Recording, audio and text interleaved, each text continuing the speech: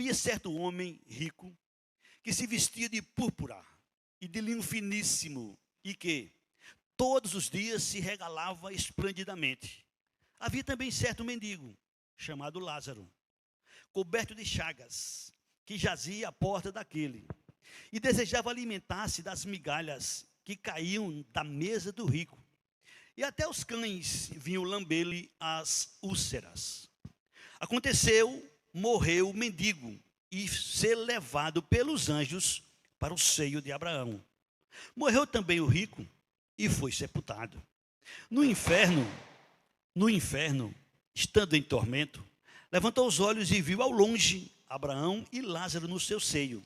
Então, clamando, disse: Pai Abraão, tem misericórdia de mim e manda a Lázaro que molhe em água a ponta do dedo e me refresque a língua, porque estou atormentado nesta chama. Disse, porém, Abraão: Filho, lembra-te de que recebeste os teus bens em tua vida, e Lázaro igualmente os males. Agora, porém, aqui ele está consolado, tu em tormentos. E, além de tudo, está posto um grande abismo entre nós e vós. De sorte que os que querem passar daqui para vós outros não podem, nem os de lá passar para nós. Então replicou: Pai, eu te imploro que o mandes à minha casa paterna, porque eu tenho 5 irmãos, para que eles dê testemunho, a fim de não virem também para este lugar de tormento. Respondeu Abraão: Eles têm Moisés e os profetas, ouça-nos. Mas ele insistiu: Não, pai Abraão, se alguém dentre os mortos for ter com eles, arrepender-se-ão. Abraão, porém, lhe respondeu: Se não ouvem a Moisés e aos profetas, tampouco se deixarão persuadir, ainda que ressuscite alguém dentre os mortos. Amém? Não feche sua Bíblia. Sente com a Bíblia aberta. Nós iremos nessa noite meditar nesta passagem que é rica. Mas antes de começar a passar a nossa meditação aqui, eu quero falar algumas coisas a respeito desse texto. Nós estamos vivendo uma época que a tecnologia tem nos ajudado bastante para quem quer usar para o lado bom. Porém, a tecnologia também pode nos prejudicar. Tipo, hoje você vai ter dezenas, talvez centenas, de opiniões, de pensamentos a respeito desse texto, a respeito desta passagem, a respeito desse ensinamento de Jesus. Dependendo de quem você ouvir, dependendo de quem você der ouvido, você vai ter uma certa influência na sua vida. Não só nesse assunto, como em qualquer outro assunto. Mas especialmente neste que nós iremos falar nessa noite. Aqui Jesus nos mostra algumas coisas importantes. E eu queria chamar a sua atenção e depois levantar alguns questionamentos. Nós somos seres humanos, inteligentes, com capacidade de raciocinar, de pensar, de aceitar, de concordar, de discordar. A gente tem essa capacidade, esse poder, essa capacidade nós recebemos de Deus desde quando Ele nos criou, na primeira pessoa do homem chamado Adão. Amém? Essa história é uma história séria, porque se não fosse séria, não teria sido registrada nas Escrituras Sagradas. Eu quero de início dizer que a coisa é muito mais séria do que eu penso, do que você pensa, do que nós imaginamos. Porque não faz sentido, não tem lógica, se isso aqui não for verdade, para que Jesus mencionou essa história e fez questão que ficasse registrado? Porque Jesus falou muitas coisas que não foram registradas. Muitas coisas. Jesus falou muito mais de coisas que não foram registradas do que as que foram registradas. O evangelista João diz que se fosse escrever tudo que Jesus fez, tudo que ele mandou, tudo que ele orientou, não caberia nos livros. Mas só ficou registrado aquilo que Deus achou, no modo de falar, na nossa linguagem humana, aquilo que Deus disse e aquilo que Deus determinou que é essencial para o nosso conhecimento. Todos nós seres humanos estamos aqui nesse mundo vivendo uma temporada. Uma temporada que pode ser longa para alguns, pode ser curta para outros. pode ser acrescida por uns, pode ser abreviadas por outros. É o que Deus nos revela em sua palavra. E aqui Jesus, diante daquela multidão que sempre lhe acompanhava, ele conta a história de dois homens. E essa história foi narrada e foi escrita para que a gente ficasse atento a esses fatos. O que aconteceu com estes dois homens poderá acontecer comigo, poderá acontecer com você, poderá acontecer com qualquer pessoa. Vai depender da nossa atitude para com o único que é digno de receber o nosso louvor, Jesus. A nossa adoração, Jesus. Amém? Disse Jesus: ora, havia certo homem rico. Nós sabemos que no mundo existem muitas pessoas ricas. E Jesus conta a história de um homem rico, que se vestia de púrpura e de linho finíssimo, e que todos os dias se regalava esplendidamente. Algum pecado aqui em alguém ter bens e desfrutar dele? Não, de maneira nenhuma. De maneira nenhuma, pelo contrário. Se você tiver condição, desfrute, porque você não vai levar nada. Você não vai levar coisa nenhuma daqui, fisicamente falando, materialmente falando. Então, se Deus te deu, desfrute. Não é para você desperdiçar, jogar fora, não. Mas é para você usufruir. Esse homem rico, ele usufruía. Diz Jesus que ele vivia, de uma maneira que se vestia de púrpura e de linho finíssimo, e que todos os dias se regalava esplendidamente. Jesus também narra que havia um certo mendigo. O mendigo, a gente sabe, é uma pessoa que quase não tem valor para a sociedade, é uma pessoa que ninguém, na maioria, nem percebe, nem vê. É alguém que não tem praticamente nome, é alguém que praticamente não tem amigos, é alguém que praticamente não tem influência nenhuma, é alguém que não influencia ninguém, é alguém que vive no mundo como se não fosse nada. Mas Jesus aqui nos mostra esses dois personagens. Um homem rico, que vivia esplendidamente, e um homem pobre, mendigo, chamado Lázaro. Jesus faz questão de mencionar o nome dele, já que talvez ninguém nem soubesse o nome daquele homem. Já que talvez ninguém nem descobrisse quem era o pai, a mãe, já que talvez ninguém nem desse valor nenhum para ele. Mas Jesus lhe chama pelo nome. O nome é uma coisa muito importante. O nome é uma coisa muito importante. Quando a gente fala com qualquer pessoa e a gente chama ele pelo nome, é porque a gente o conhece, sabe quem é. Quando se nasce, uma das primeiras coisas que se faz é dar um nome. Às vezes, e na maioria das vezes, antes de nascer, papai e mamãe já discutem no bom sentido como será o nome, como ele vai se chamar, como ela vai se chamar. Isso é importante, é fundamental. Esse mendigo, para Deus, tinha um nome, Lázaro. Disse Jesus: havia certo mendigo chamado Lázaro, coberto de chagas, que jazia à porta daquele. Ele não tinha onde morar, ele vivia na rua. Vivia na rua e mendigava na porta de um homem rico. E a gente vê isso com nossos olhos. Quantas e quantas pessoas estão aí hoje no frio, tremendo, sem ter onde dormir, sem ter onde morar, sem ter o que comer, talvez com fome porque não comeu hoje, com enfermidades, sem ser percebido por ninguém. Tem muitas pessoas nessa situação.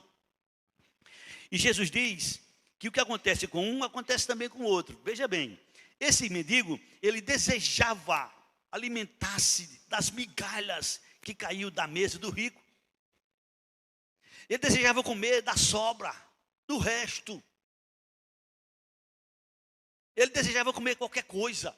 Ele não tinha a opção de chegar num restaurante e escolher no cardápio que ele queria comer. Não, ele queria qualquer coisa, até o que caísse no chão. Porque ele estava com fome. Eu espero que ninguém aqui saiba o que é fome. Eu não sei o que é fome, mas eu já vi alguém com fome. Eu era garoto. Eu era uma criança. Isso tem mais de 50 anos. E eu vi um cidadão cair no chão. E o povo correu para socorrer ele. E quando o pessoal foi socorrer aquele cidadão, eu ainda tenho aquelas imagens na minha mente.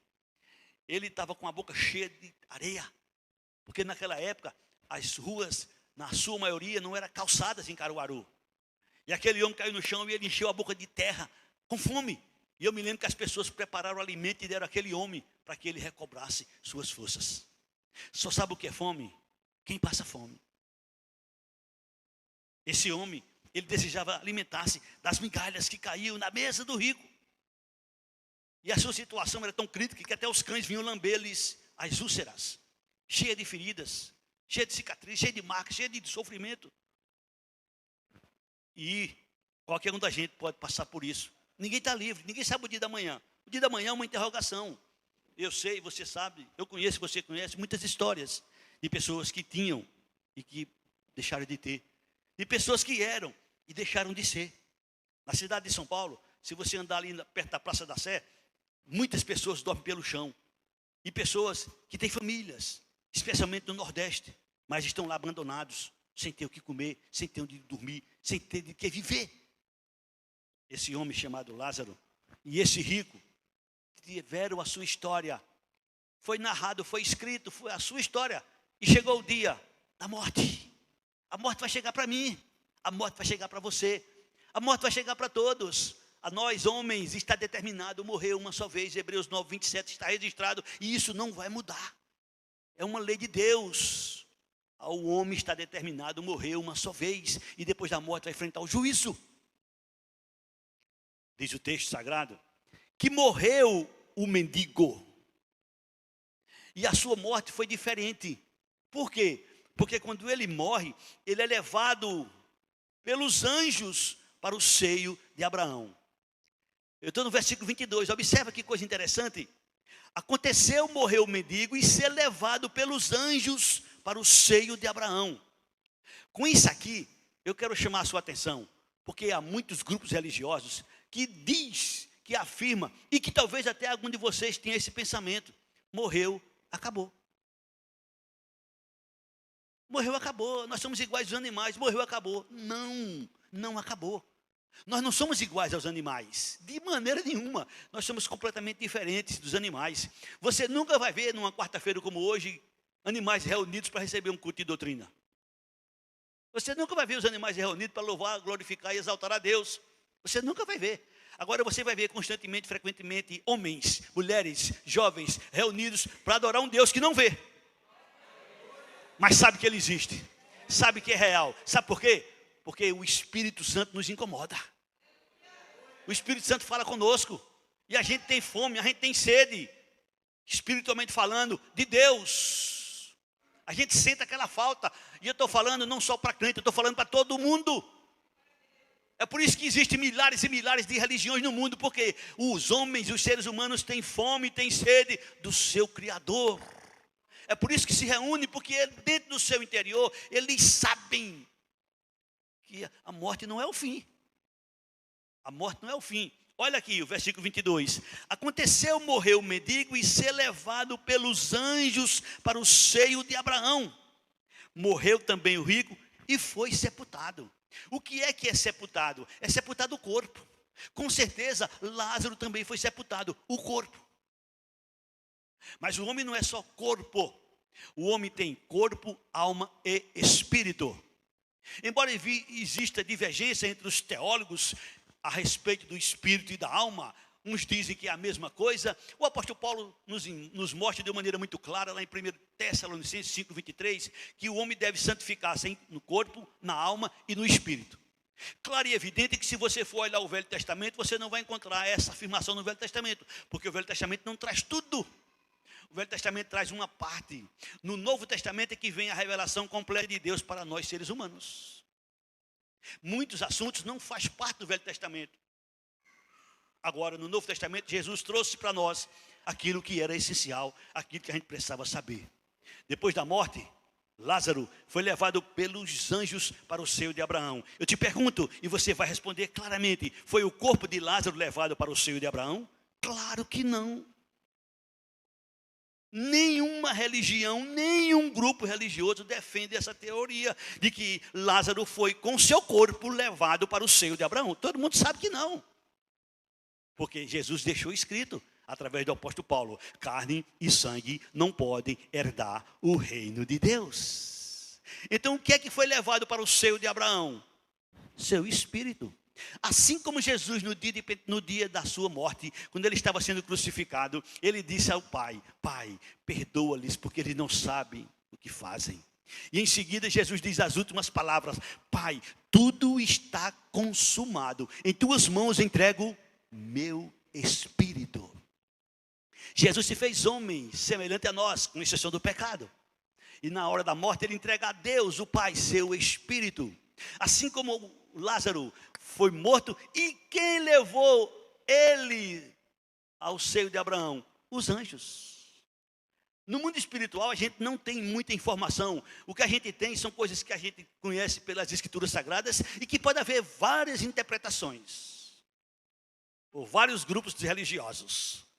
Mas a gente sabe, e aqui Jesus não está mentindo.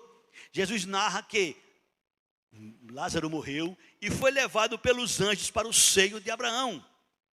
E morreu também o rico e foi sepultado. E no versículo 23, Jesus diz: no inferno, estando em tormentos, levantou os olhos e viu ao longe Abraão e Lázaro no seu seio. Esse rico, com certeza, ele conhecia Lázaro, porque Lázaro jazia na sua porta, mendigando. Ele estava acostumado a ver ele, quando ele saía de casa, quando chegava em casa, ele estava acostumado a ver aquele mendigo. E no mundo espiritual a gente não pode dizer como é que é, porque a gente não foi para lá ainda. A gente pode conjecturar, a gente pode teologar, a gente pode imaginar, a gente pode dizer uma série de coisas, mas o mundo espiritual existe. É uma realidade que a gente não conhece ainda, mas vamos conhecer. Quando eu fechar meus olhos, quando você fechar seus olhos, aí nós vamos conhecer o mundo espiritual. Como é que acontece lá? Mas aí alguém pode questionar: mas ele no inferno, ele viu, Jesus disse que ele viu. E você vai dizer que Jesus está mentindo? E ele não só viu, ele questiona, ele fala, ele lamenta, ele faz uma série de lamentações, uma série de pedidos, e a gente vai observar o que é que aconteceu. O que Jesus contou. Se isso for uma parábola significa uma ilustração de uma verdade. Segundo os grandes teólogos, parábola não existe nomes. Jesus dá nome a Lázaro. Então isso aqui, no meu entender, é uma história verídica que Jesus narrou, que de fato aconteceu. E se fosse uma parábola, imagina o que é a verdade. Se uma parábola é uma ilustração de uma verdade, Jesus narra essa história e Jesus diz, versículo 24: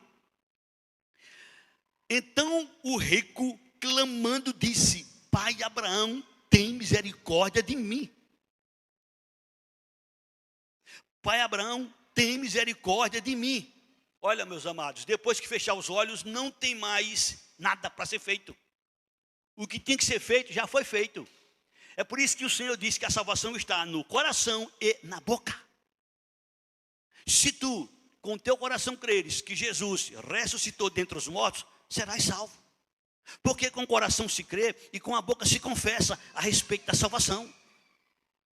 É necessário confessar diante das pessoas aquilo que você crê, aquilo que você acredita. Nós, os cristãos, temos prazer, temos alegria, em qualquer lugar, em qualquer momento, em qualquer oportunidade, a gente abrir a boca cheia e dizer: Jesus é meu Deus, Jesus é meu Senhor, Jesus é meu Salvador. Não dá para entender um salvo na pessoa de Jesus não ter prazer em declarar, onde quer que seja, que Jesus é seu Senhor, que Jesus é seu Salvador, que Jesus é seu Deus. Não tem como. Porque quando a gente tem noção do que Ele nos livrou, a gente tem prazer em vir para o templo, mesmo uma noite fria como essa, mas louvar, bendizer e exaltar ao Senhor.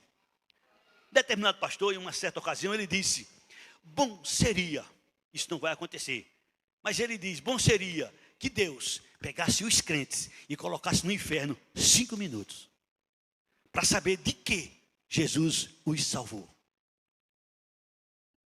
Para saber de que Jesus os salvou.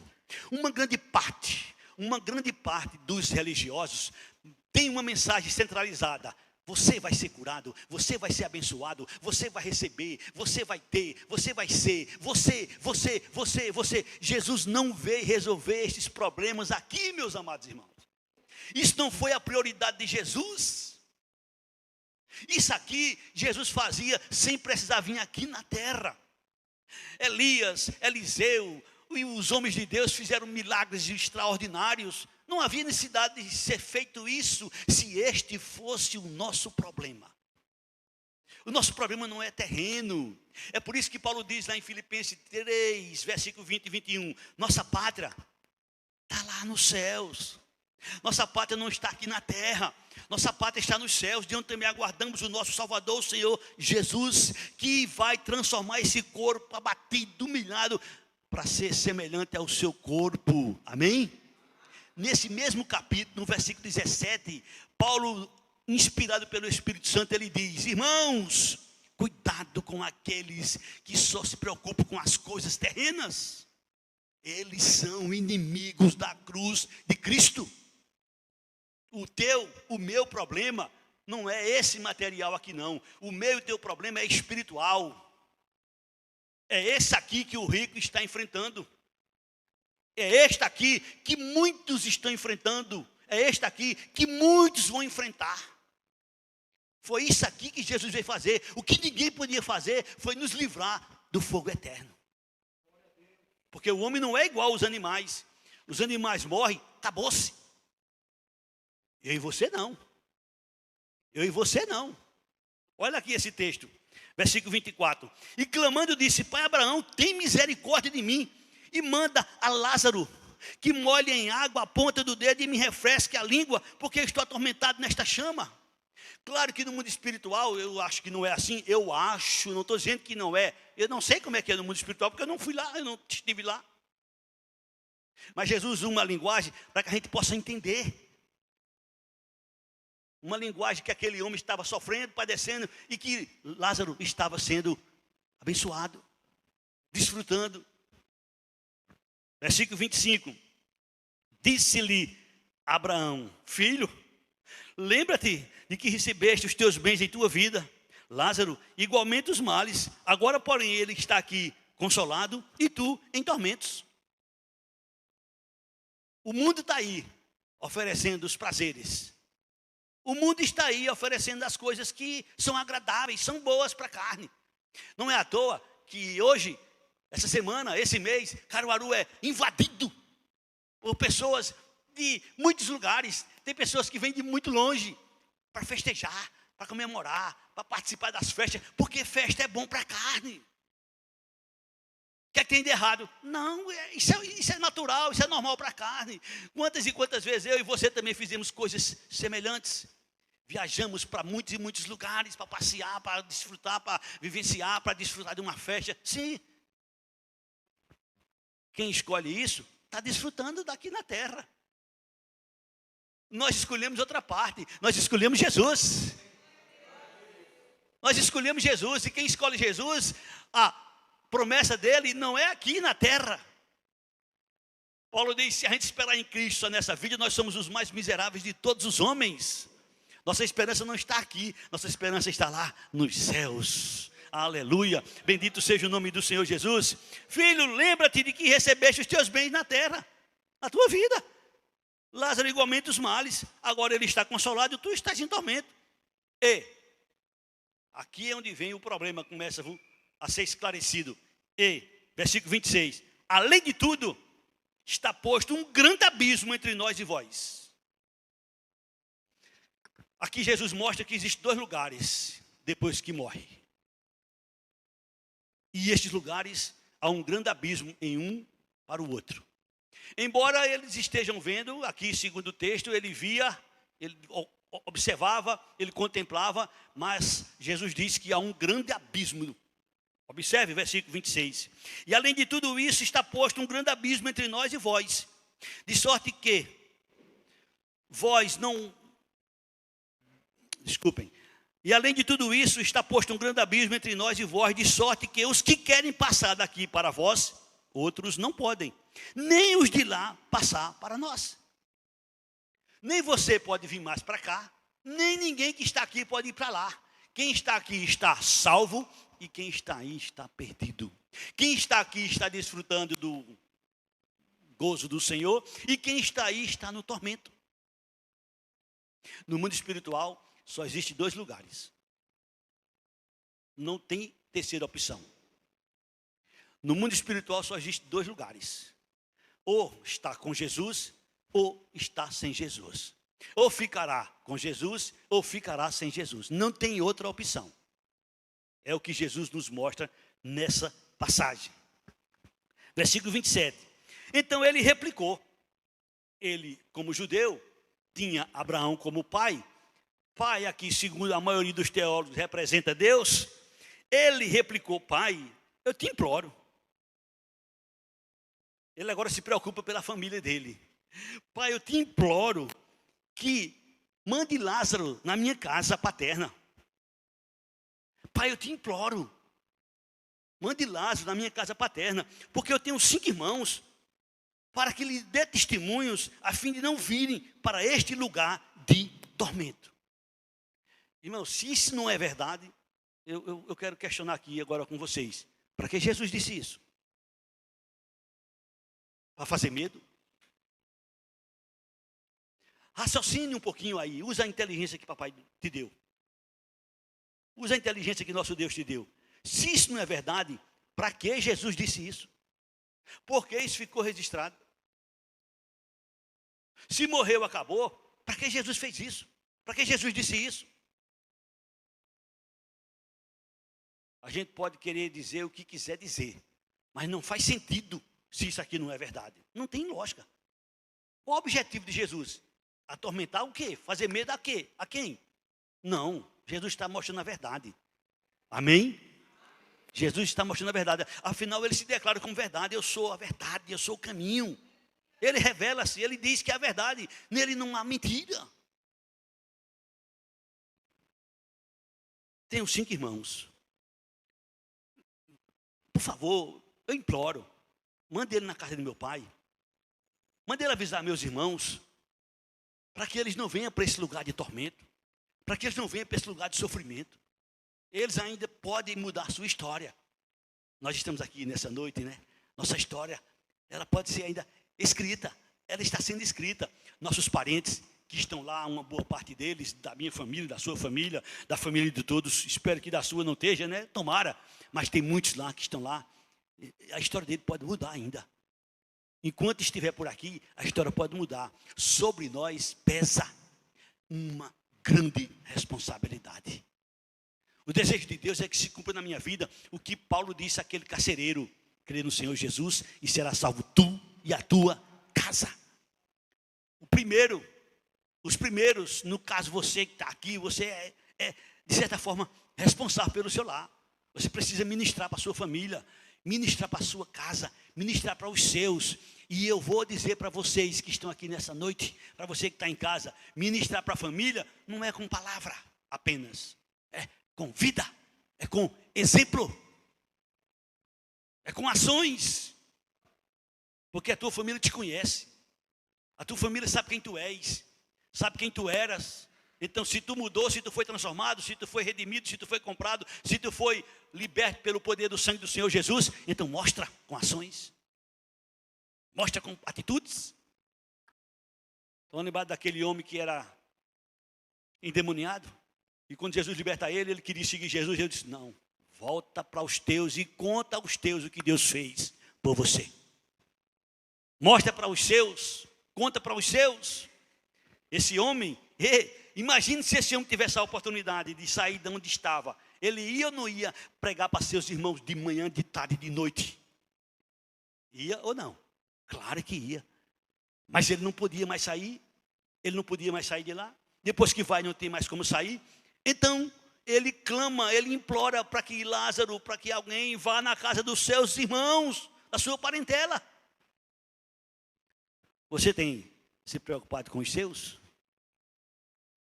Você tem se preocupado com a sua família? Nós conhecemos a história de Jó. Jó era um homem íntegro, declarado por Deus, homem justo e íntegro na sua sociedade, na sua época. Mas mesmo assim, a Bíblia narra que Jó, quando seus filhos faziam festas, Jó sacrificava um animal por cada um dos seus filhos, porque Jó dizia: Jó pensava, talvez meus filhos pecaram, talvez meus filhos fizeram alguma coisa que não foi do agrado de Deus. Eu como pai, eu como responsável da casa, eu como sacerdote da minha casa, eu vou interceder por eles. Você é um crente salvo na pessoa de Jesus? Amém. Então, se você tem parentes que não são ainda, sobre você pesa esta responsabilidade. Ore, jejue, clame, implore, incomode Deus no bom sentido, pela sua família, pelos seus, porque esse homem aqui, ele implorou uma oportunidade para os seus, para que não fosse para onde ele estava. Qual foi a resposta? Respondeu-lhe Abraão, eles têm Moisés e os profetas, ouça-nos. Quando Jesus narra essa história, não tinha Novo Testamento. Nós precisamos viajar para o texto, para o tempo em que isso aconteceu. Só existia o Velho Testamento. O Velho Testamento era conhecido como profetas e Moisés. Moisés foi aquele que escreveu o Pentateuco, a Torá. Os profetas menores, maiores, escreveram as outras coisas que são importantes. Eles têm Moisés e os profetas. Eles têm as escrituras sagradas, o Velho Testamento. Se eles não creem no que está escrito, então o que acontece? Jesus é muito claro. Jesus não deixa dúvida nenhuma. Estamos vivendo esta época, e esta época não é tão agradável, porque o tempo está se passando muito rápido, as coisas estão acontecendo muito rápido, as coisas estão mudando muito rápido, e logo, logo, se prepare, esteja pronto. Vai ter coisas que a gente não vai poder dizer, vai ter coisas que a gente não vai poder falar, vai ter coisas que a gente não vai poder falar, e aí? A Bíblia vai deixar de ser mencionada de maneira nenhuma. Por isso que pagaremos um preço. Por isso que pagaremos um preço alto. E a gente tem que aproveitar e falar e mostrar que a Bíblia Sagrada é a verdade absoluta. Não é apenas verdade, é verdade absoluta. Ah, mas eu não creio, eu não acredito. Mesma coisa está aqui. Respondeu-lhe Abraão, eles têm Moisés e os profetas, ouça-nos. É por isso que Paulo, inspirado pelo Espírito Santo, ele diz, prega a palavra, a tempo, a fora de tempo, porque chegará tempo em que não suportarão a sã doutrina. E que tempo será esse? Será que nós não estamos vivendo esse tempo? Onde a maioria das pessoas estão preocupadas no aqui, agora. Como mencionou nosso irmão durante o louvor, as pessoas estão preocupadas com as coisas terrenas. As pessoas estão interessadas nas coisas terrenas. Se aqui ou qualquer outro lugar só pregasse coisa terrena, só promessas terrenas, com certeza seria superlotado. Assim como Jesus saciou a fome de milhares de pessoas, e no dia seguinte ele deu uma mensagem meio dura, e foram embora um por um, só ficaram os discípulos. Ele olhou para ele e disse, vocês também querem ir embora? Vocês também querem ir embora? Porque esse povo me procura, não é pela vida eterna, esse povo me procura pelo pão que perece, pelas coisas materiais, pelas coisas secundárias, pelas coisas que não são tão importantes. Porque a importância é você, é eu, é todos terem seu nome escrito no livro da vida. Isso é o que é mais importante. Jesus chamou 70 homens e mandou-los. Deu a ordem, vão evangelizar, expulse demônio, faça milagre, faça maravilhas. E eles foram e voltaram com um relatório. Senhor, Senhor, fizemos isso, fizemos aquilo. Senhor, no teu nome, Senhor. Até os demônios no mundo espiritual nos obedecem. Jesus olha para eles. Eles esperavam que Jesus concordasse com eles. Por aquele motivo, por aquela alegria, por aquela festa deles. Jesus disse, alegrai-vos antes, porque o vosso nome está escrito no livro da vida. Está revelado. Está revelado que no dia final, no dia do juízo, aquele que não tiver seu nome inscrito no livro da vida, vai ser lançado onde está esse rico. Onde está esse rico? Num lugar de sofrimento eterno. Eles têm Moisés e os profetas. Ouça-nos. Deus coloca em nossas vidas pessoas que possam ouvir. Ouvir de quem? Ouvir de nós. Ouvir de nós a verdade, o evangelho, a palavra de Deus. Para que a gente possa fazer isso, a gente precisa conhecer pelo menos o básico. Pelo menos o básico. Não faz sentido. Não faz sentido você não ensinar o básico, você não conhecer o básico. Você que é pai, você que é mãe, você que tem filhos, aí é que pesa ainda a responsabilidade. Porque nossos filhos, seus filhos vão para uma escola. A escola recebe um currículo, recebe uma direção. Olha, ande por aqui. Chega na faculdade, os professores estão lá preparados para ensinar o que receber, o que eles creem, o que eles admitem. E você pensa o quê? E você acha o quê? Que o mundo concorda com as escrituras sagradas? Que o mundo concorda que existe inferno? Se a boa parte dos que se dizem religiosos não acreditam, imagina o mundo. Imagina o mundo. Não é à toa, não é por acaso que o Senhor diz: ensina a criança no deitar, no levantar, no andar. Na tua casa, coloca, na minha palavra, no meu jeito de falar, versículos, textos bíblicos.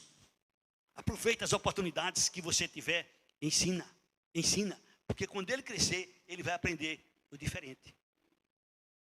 Olha que coisa séria. Sabe por quê? Porque quem está ali ensinando tem poder. Quem está ensinando tem força, tem autoridade. E o jovem, para ir para lá, ele precisa ir com experiência, com conhecimento próprio. Ele precisa conhecer, precisa saber, precisa dominar o assunto. Muita gente hoje nem fala nesse assunto que eu estou falando aqui nessa noite. Muitas igrejas hoje não querem nem falar sobre isso. Querem falar sobre coisas que agradam ao coração, às pessoas, ao que interessa. Mas Jesus veio nos resolver este problema. Jesus veio resolver este problema.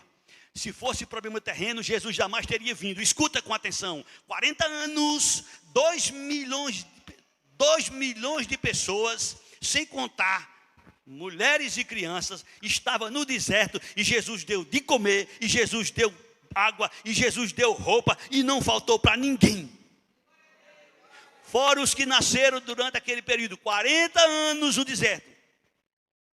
Problema terreno, Jesus resolve de lá. Agora, esse problema aqui, não. Se Jesus não tem morrido por nós, se Jesus não tem dado sua vida por nós, o destino nosso também seria esse.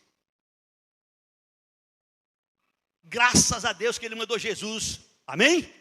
Graças a Deus que Jesus veio, graças a Deus que Ele morreu. Irmãos, por favor, em nome de Jesus Cristo, questione comigo aí, por que Jesus contou essa história? Em nome de Jesus, questione comigo, por que Jesus veio nos salvar de quê? Por que vai haver ressurreição? Por que haverá juízo? Se morreu, acabou, como dizem muitos, não faz sentido. Mas a vida do ser humano não se limita a essa vida não.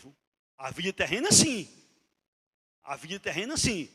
Mas depois que a gente fechar os olhos, a gente vai ter a vida eterna. Ou com Jesus, ou sem Jesus. Respondeu-lhe Abraão: eles têm Moisés e os profetas, ouça-nos. Mas ele insistiu: não, pai Abraão. Se alguém dentre os mortos for ter com eles, arrepender-se-ão. Ele acreditava que se alguém dentre os mortos fosse ter com eles, eles se arrependeriam. Será que você sabe qual é a mensagem do Evangelho?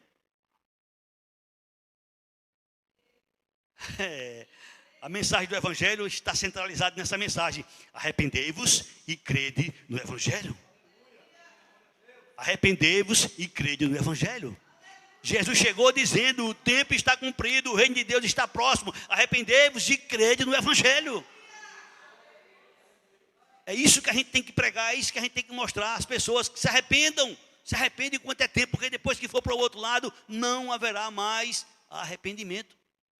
Não haverá mais saída.